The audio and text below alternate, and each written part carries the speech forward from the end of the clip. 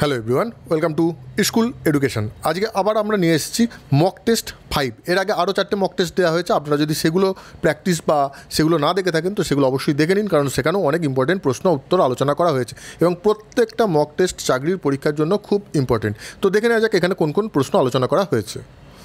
প্রথমেই যে প্রশ্নটা রয়েছে, লোহার গলনাঙ্ক কত? এখানে option A 978 degree Celsius, option B 1237 degree Celsius, option C 1376 degree Celsius এবং অপশান ডি 1539 ডিগ্রি সেলসিয়াস। এর সঠিক উত্তর হচ্ছে অপশান ডি 1539 ডিগ্রি সেলসিয়াস। লোহার গলনাঙ্ক 1539 ডিগ্রি সেলসিয়াস। নেক্সট প্রশ্ন, কোনটি গলিয়ে কাঁচ তৈরি করা হয়? এখানে অপশান রয়েছে সোডা, বালি, চুন এবং সবকটি। এর সঠিক উত্তর হচ্ছে অপশান ডি। কাঁচ তৈরি করতে বা যেগুলো গলিয়ে কাঁচ তৈরি হয়, এখানে সবকটা উপাদানই লাগে কাঁচ তৈরি করতে। সোডারও প্রয়োজন হয়, বালিরও প্রয়োজন হয়, চুনেরও প্রয়োজন হয়। সেই কারণে এখানে সঠিক উত্তর হচ্ছে সবকটি, অর্থাৎ সোডা, বালি, চুন সব কিছু গলিয়েই কাঁচ তৈরি করা হয়। নেক্সট প্রশ্ন, সূর্যালোকের 7টি রঙের সমাহার কে প্রমাণ করেছিলেন? এখানে option A Newton, option B Roentgen, option C Rutherford, option D Einstein. এর সঠিক উত্তর হচ্ছে অপশান এ নিউটন। সূর্যালোকের 7টি রঙের সমাহার এটি প্রমাণ করেছিলেন বা আবিষ্কার করেছিলেন নিউটন। নিউটন যে শুধু মাধ্যাকর্ষণ শক্তি আবিষ্কার করেছিলেন তা নয়, তিনি একজন বিজ্ঞানী ছিলেন, তিনি অনেক কিছু আবিষ্কার করেছিলেন এবং তার মধ্যে এইটি সূর্যালোকের 7টি রঙের সমাহার এটা প্রমাণ করেছিলেন নিউটন। নেক্সট প্রশ্ন, মাইক্রোমিটারের সাহায্যে আমরা কি করি? এখানে অপশান রয়েছে অপশান এ প্রবাহী তড়িতের ক্ষমতা নির্ধারণ, অপশান বি সূক্ষ্ম বস্তুর মাপ নির্ধারণ, অপশান সি সমুদ্রের গভীরতা নির্ণয়, অপশান ডি উচ্চতা পরিমাপ। প্রশ্নটা ভালো করে দেখুন, মাইক্রোমিটার বলা হয়েছে। মাইক্রো মানে কি? সূক্ষ্ম, খুব সূক্ষ্ম জিনিসকে মাইক্রো বলা হয়। তাহলে এর উত্তরটা মোটামুটি একটা আইডিয়া করা যেতেই পারে। এর সঠিক উত্তর হচ্ছে অপশান বি সূক্ষ্ম বস্তুর মাপ নির্ধারণ, অর্থাৎ মাইক্রোমিটারের সাহায্যে আমরা কোনো সূক্ষ্ম বস্তুর মাপ নির্ধারণ করি। নেক্সট প্রশ্ন, সেল ফোন কে আবিষ্কার করেছিলেন? এখানে option A Samson, option B Harrison, option C Austin এবং অপশান ডি ডেনিস। এর সঠিক উত্তর হচ্ছে option A Samson. Cell phone আবিষ্কার করেছিলেন স্যামসন। এতক্ষণ বেশ কয়েকটা জেনারেল সায়েন্সের প্রশ্ন আলোচনা করা হলো। এইবার আমরা আলোচনা করব বেশ কয়েকটা হিস্ট্রির কোশ্চেন।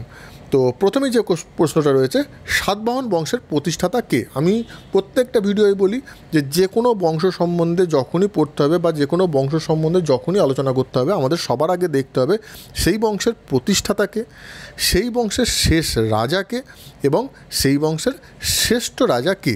এখানে প্রশ্ন কী আছে? এখানে প্রশ্ন আছে সাতবাহন বংশের প্রতিষ্ঠাতা কে? এখানে option A Simuka, option B Harichandra, option C প্রথম সাতকর্ণী, অপশান ডি গৌতমীপুত্র সাতকর্ণী। এর সঠিক উত্তর হচ্ছে অপশান এ শিমুক।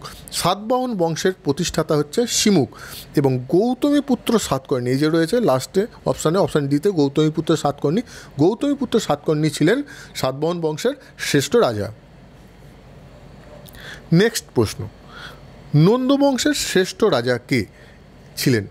এর আগেই বললাম যে কোনো বংশের সম্বন্ধে প্রতিষ্ঠাতা, শ্রেষ্ঠ রাজা এবং শেষ রাজা এই কটা সম্বন্ধে আমাদের জেনে রাখতে হবে। এখানে প্রশ্ন রয়েছে নন্দবংশের শ্রেষ্ঠ রাজা কে ছিলেন? এখানে option A Mahapadmananda, option B Dhanananda, option C Simuka, option D Harichandra. আমরা আগেই কি দেখলাম? শিমুক সাতবাহন বংশের প্রতিষ্ঠাতা, সুতরাং এইটা হচ্ছে না, সুতরাং বাকি থাকলো আর 3টে। এর সঠিক উত্তর হচ্ছে অপশান বি ধননন্দ। নন্দবংশের শ্রেষ্ঠ রাজা ছিলেন ধননন্দ এবং এই ধননন্দই ছিলেন নন্দ বংশের শেষ রাজা। এই নন্দ বংশের শেষ রাজাও ছিলেন ধননন্দ। ধননন্দকে পরাজিত করেই চন্দ্রগুপ্ত মৌর্য সাম্রাজ্য প্রতিষ্ঠা করেছিল, অর্থাৎ ধননন্দ ছিলেন নন্দবংশের শেষ রাজা এবং নন্দবংশের শেষ রাজা এই ধননন্দকে পরাজিত করে চন্দ্রগুপ্ত মৌর্য সাম্রাজ্য প্রতিষ্ঠা করেছিলেন এবং নন্দ সাম্রাজ্যকে ধ্বংস করেছিলেন। এখন এই নন্দ বংশের প্রতিষ্ঠাতাকে অপশান এতে রয়েছে মহাপদ্মনন্দ। এই মহাপদ্মনন্দ হলেন নন্দ বংশের প্রতিষ্ঠাতা। সুতরাং একটা প্রশ্নের মধ্যে দেখতে পাচ্ছেন যে আমরা কতগুলো প্রশ্ন নিয়ে আলোচনা করে নিচ্ছি। আচ্ছা, এতগুলো প্রশ্ন নিয়ে যতক্ষণ আলোচনা করছি, তো একটা খুব সহজ প্রশ্ন আপনাদের জন্য দিচ্ছি, যেটা আপনারা কমেন্ট বক্সে অবশ্যই জানাবেন। মৌর্য বংশ সম্বন্ধে বললাম যে ধননন্দকে পরাজিত করেছিলেন চন্দ্রগুপ্ত মৌর্য এবং মৌর্য সাম্রাজ্য প্রতিষ্ঠা করেছিলেন। এই মৌর্য সাম্রাজ্যের শ্রেষ্ঠ রাজা কে ছিলেন, এটা আপনারা কমেন্ট বক্সে জানান।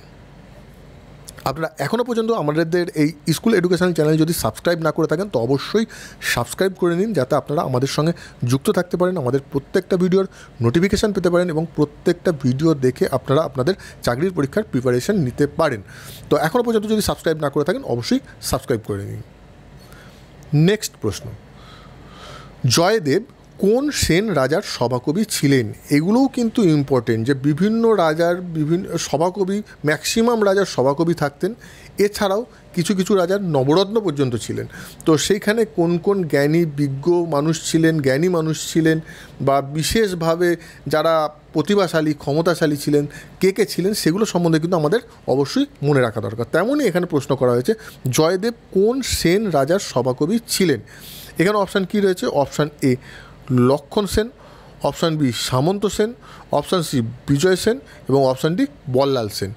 এর সঠিক উত্তর হচ্ছে অপশান এ লক্ষণ সেন। জয়দেব ছিলেন লক্ষণ সেনের সভাকবি এবং এই লক্ষণ সেন ছিলেন সেন বংশের শেষ রাজা। এটাও কিন্তু আমাদের মাথায় রাখতে হবে। লক্ষণ সেন ছিলেন সেন বংশের শেষ রাজা এবং লক্ষণ সেনকেই সেন বংশের শ্রেষ্ঠ রাজাও মনে করা হয়। আর এই লক্ষণ সেনের আমলেই মুসলিমরা প্রথম ভারত আক্রমণ করেছিল বা বাংলা আক্রমণ করেছিল। এটা কিন্তু অবশ্যই মাথায় রাখতে হবে যে লক্ষণ সেনের আমলেই মুসলিমরা প্রথম বাংলা আক্রমণ করেছিল। সুতরাং একটা থেকে কতগুলো প্রশ্নের উত্তর আপনারা পেয়ে গেলেন। নেক্সট প্রশ্ন, মাই ট্রুথ নামক আত্মজীবনীটি কার লেখা? নামক হবে, এখানে নমক হয়ে গেছে। মাই ট্রুথ নামক আত্মজীবনীটি কার লেখা? এখানে অপশান রয়েছে, option A Rajiv Gandhi, option B Indira Gandhi, option C Jawaharlal Nehru, option D Mahatma Gandhi. এর সঠিক উত্তর হচ্ছে option B Indira Gandhi. My truth নামক আত্মজীবনীটি ইন্দিরা গান্ধীর লেখা। নেক্সট প্রশ্ন, কৈবর্ত বিদ্রোহ কার রাজত্বকালে হয়েছিল? কোন পাল রাজার রাজত্বকালে কৈবর্ত বিদ্রোহ হয়েছিল? কৈবর্ত বিদ্রোহ কোন সময় হয়েছিল? তাহলে আমরা বললাম পাল বংশের রাজত্বকালে কৈবর্ত বিদ্রোহ হয়েছিল। এবার প্রশ্ন হচ্ছে কি, কৈবর্ত বিদ্রোহ কার রাজত্বকালে হয়েছিল? এখানে অপশান কী রয়েছে? প্রথম মহিপাল, দ্বিতীয় মহিপাল, বল্লাল সেন, লক্ষণ সেন। আগেই কি বললাম, পাল বংশের আমলে হয়েছিল। সুতরাং বল্লাল সেন এবং লক্ষণ সেন এই দুটো অ্যান্সার হবে না। সুতরাং প্রথম মহিপাল এবং দ্বিতীয় মহিপাল, এইভাবেও কিন্তু অনেক সময় আপনাদের এলিমিনেট পদ্ধতির মাধ্যমেও কিন্তু সঠিক উত্তরটা বার করে নিতে হয়। তো কৈবর্ত বিদ্রোহ কার রাজত্বকালে হয়েছিল? এর সঠিক উত্তর হচ্ছে অপশান এ প্রথম মহিপালের রাজত্বকালে কৈবর্ত বিদ্রোহ হয়েছিল। এবং এখান থেকে আরেকটা প্রশ্ন ইম্পর্টেন্ট হয়ে যায়, এই কৈবর্ত বিদ্রোহের নেতা কে ছিলেন? এই কৈবর্ত বিদ্রোহের নেতা ছিলেন দিব্য ছিলেন এই কৈবর্ত বিদ্রোহের নেতা। নেক্সট প্রশ্ন, অদ্ভুত সাগর গ্রন্থটির রচয়িতা কে? এখানে অপশান রয়েছে, option A Umapati Dhar, option B Ballal Sen, option C Ananda Bhatta, option D Jayadeva. এর সঠিক উত্তর হচ্ছে অপশান বি বল্লাল সেন। অদ্ভুত সাগর গ্রন্থটির রচয়িতা হলেন বল্লাল সেন। এবার যদি প্রশ্নটা একটু অন্যরকমভাবে, মানে স্টুডেন্টদের কনফিউজ করার জন্য, যে আপনারা জানেন যে বল্লাল সেন লিখেছিলেন একটি গ্রন্থ অদ্ভুত সাগর, সেটা পড়েও গেছেন, এবার হুট করে আপনার পরীক্ষায় প্রশ্ন চলে আসলো বল্লাল চরিত গ্রন্থটি কে রচয়িতা বা বল্লাল চরিত গ্রন্থটি কে রচনা করেছিলেন, তখন আপনি পুরো কনফিউজ হয়ে যাবেন যে বল্লাল সেনই কি বল্লাল চরিত গ্রন্থটি রচনা করেছিল, পুরো কনফিউজ করে দেবে। এই কনফিউজ হয়ে গিয়েই অনেক স্টুডেন্ট কিন্তু জানা প্রশ্নেরও ভুল উত্তর করে আসে। অদ্ভুত সাগর গ্রন্থটি রচনা করেছিলেন বল্লাল সেন, কিন্তু বল্লাল চরিত গ্রন্থটির রচয়িতা হচ্ছেন আনন্দ ভট্ট। এটা কিন্তু মাথায় রাখতে হবে। তাহলে বল্লাল চরিতের রচয়িতাকে আনন্দ ভট্ট এবং অদ্ভুত সাগরের রচয়িতাকে বল্লাল সেন। নেক্সট প্রশ্ন, কথাকলি নামক নাচটি, এটা নাচটি হবে না, নাচটি হবে, নাচটি। কথাকলি নামক নাচটি মূলত কোন রাজ্যের? এখানে option A Manipur, option B Kerala, option C Tamil Nadu, option D Andhra Pradesh. এর সঠিক উত্তর হচ্ছে অপশান বি কেরল। কথাকলি নামক নাচটি মূলত কেরল রাজ্যের। নেক্সট প্রশ্ন, ভারতের সর্বোচ্চ বেসামরিক পুরস্কার। প্রশ্নটা ভালো করে দেখবেন, সামরিক পুরস্কার না কিন্তু বেসামরিক, পুরো উল্লেখ করে দিয়েছে। ভারতের সর্বোচ্চ বেসামরিক পুরস্কার কি? এখানে option A Padma Vibhushan, option B Param Vir Chakra, option C Bharat Ratna, option D Padma Shri. এটা কি হবে? এটা ভুল টাইপ আছে, পদ্মশ্রী। এর সঠিক উত্তর হচ্ছে অপশান সি ভারতরত্ন। ভারতের সর্বোচ্চ বেসামরিক পুরস্কার হচ্ছে ভারতরত্ন। আর এখানে যে অপশান রয়েছে পরমবীর চক্র, পরমবীর চক্র কিন্তু সামরিক পুরস্কার, পরমবীর চক্র কিন্তু বেসামরিক পুরস্কার নয়। এখন সামরিক পুরস্কার আর বেসামরিক পুরস্কারের মধ্যে তফাৎ কি? সামরিক পুরস্কার একমাত্র যারা সামরিক বিভাগে থাকেন, অর্থাৎ যারা আর্মি বা ইউনিফর্ম সার্ভিস করেন তাদেরকে বলা হয় সামরিক বাহিনী।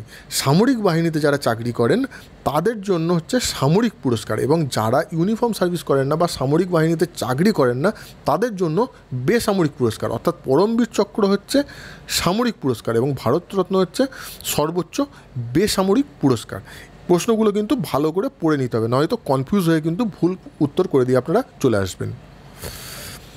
নেক্সট প্রশ্ন, আব্রাহিম লিঙ্কন কোন দেশের প্রেসিডেন্ট ছিলেন? এখানে অপশান এ মার্কিন যুক্তরাষ্ট্র, option B United Kingdom, option C Germany, option D France. এর সঠিক উত্তর হচ্ছে অপশান এ মার্কিন যুক্তরাষ্ট্র। আব্রাহাম লিঙ্কন মার্কিন যুক্তরাষ্ট্রের প্রেসিডেন্ট ছিলেন। নেক্সট প্রশ্ন, নিম্নোক্ত কোন রাজ্যটি মায়ানমারের সাথে সীমানা স্পর্শ করেনি? অর্থাৎ এখানে ভালো করে দেখুন, সীমানা স্পর্শ করেনি। সীমানা স্পর্শ করেছে ভেবে হুট করে একটা যে কোনো একটা অ্যান্সার করে দিয়ে আসবেন, সম্পূর্ণ ভুল হয়ে যাবে। প্রশ্নটা রয়েছে নিম্নোক্ত কোন রাজ্যটি মায়ানমারের সঙ্গে সীমানা স্পর্শ করেনি। সবার আগে দেখবেন প্রশ্ন পজিটিভে আছে না নেগেটিভে আছে। অনেক সময় পজিটিভ আর নেগেটিভ এখানে ভুল করে স্টুডেন্টরা কিন্তু জানা উত্তর তাড়াহুড়ো করে ভুল করে চলে আসে। এখানে অপশান কি রয়েছে? মিজোরাম, মণিপুর, অরুণাচল প্রদেশ। এবার সবার আগে আমাদের ভাবতে হবে যে মায়ানমার যে দেশটি, সেই মায়ানমার দেশটির অবস্থান কোথায়? মায়ানমার দেশটির অবস্থান হচ্ছে আমাদের ইন্ডিয়ার পূর্ব দিকে। সুতরাং পূর্ব দিকে কোন কোন রাজ্যের সঙ্গে সম্পর্ক থাকতে পারে, বর্ডার টাচ থাকতে পারে? সবার আগে আমাদের ভাবতে হবে যে আমাদের নর্থ ইস্টের স্টেটগুলোর সঙ্গে থাকতে পারে। এখন নর্থ ইস্টের কোন কোন স্টেটের সঙ্গে থাকতে পারে? নর্থ ইস্টের যে স্টেটগুলোর সঙ্গে থাকতে পারে সেগুলো হচ্ছে, নর্থ ইস্টের মধ্যে আবার একটা ভাবতে হবে, এইভাবে শুধু নর্থ ইস্ট ভাবলে হবে না, নর্থ ইস্টে অনেক কটা স্টেট আছে। নর্থ ইস্টের মধ্যে কোন স্টেটের সঙ্গে থাকতে পারে? নর্থ ইস্টের মধ্যে এবার রাইট সাইডে কোন কোন স্টেট আছে সেটা দেখতে হবে। রাইট সাইডে কী কী আছে? অরুণাচল প্রদেশ আছে, মিজোরাম আছে, মণিপুর আছে, নাগাল্যান্ড আছে। সুতরাং এই স্টেটগুলোর সঙ্গে মায়ানমারের বর্ডার সম্পর্ক থাকার সম্ভাবনা আছে। আর এখানে অপশানে কী রয়েছে? আর একটা সিকিম। সিকিম নর্থ ইস্ট স্টেটগুলোর মধ্যে কোন দিকে? সিকিম হচ্ছে উত্তর দিকে। সুতরাং সিকিমের সঙ্গে মায়ানমারের বর্ডার টাচ হওয়ার কোনো ভাবেই সম্ভব নয়। সুতরাং এখানে কোন কোন রাজ্য তাহলে দেখা যাচ্ছে যে মায়ানমারের সঙ্গে সীমানা স্পর্শ করেছে? সেটা হচ্ছে মিজোরাম, মণিপুর, অরুণাচল প্রদেশ। সুতরাং এখানে সঠিক উত্তর কি? সিকিম। সিকিম রাজ্যের সঙ্গে মায়ানমারের কোনো সীমানা স্পর্শ হয়নি, কিন্তু সিকিম রাজ্যের সঙ্গে 3টি দেশের সীমানা স্পর্শ হয়েছে। অর্থাৎ সিকিমের সঙ্গে 3টি দেশের বর্ডার আছে। সেই 3টি দেশ কী কী? একটা হচ্ছে চীন, দ্বিতীয় হচ্ছে ভুটান এবং তৃতীয় হচ্ছে নেপাল। এগুলোও কিন্তু অনেক সময় এইভাবেও প্রশ্ন আসতে পারে, যে এখন হুট করে যদি প্রশ্নটা এইভাবে চলে আসতো, নিম্নলিখিত রাজ্যগুলির মধ্যে কোন রাজ্যটির সঙ্গে নেপালের সীমানা স্পর্শ করা আছে, তো সেক্ষেত্রে উত্তর কী হতো? সিকিম। আজকের ভিডিও এই পর্যন্ত। আশা করি আপনাদের ভালো লেগেছে। ভালো লাগলে অবশ্যই লাইক করুন, কমেন্ট করুন, কমেন্টে জানান ভিডিওগুলো আরও কীভাবে বানালে আপনারা উপকৃত হবেন। এখনও পর্যন্ত আপনারা যদি আমাদের এই স্কুল এডুকেশনাল চ্যানেল সাবস্ক্রাইব না করে থাকেন তো অবশ্যই সাবস্ক্রাইব করে নিন, যাতে আপনারা আমাদের সঙ্গে যুক্ত থাকতে পারেন, আমাদের প্রত্যেকটা ভিডিওর নোটিফিকেশান পেতে পারেন এবং প্রত্যেকটা ভিডিও দেখে আপনারা আপনাদের চাকরির পরীক্ষার প্রিপারেশান নিতে পারেন। এছাড়াও আপনারা আমাদের ফেসবুক পেজ লাইক এবং ফলো করতে পারেন, ওখানেও আমরা মক টেস্ট দিচ্ছি।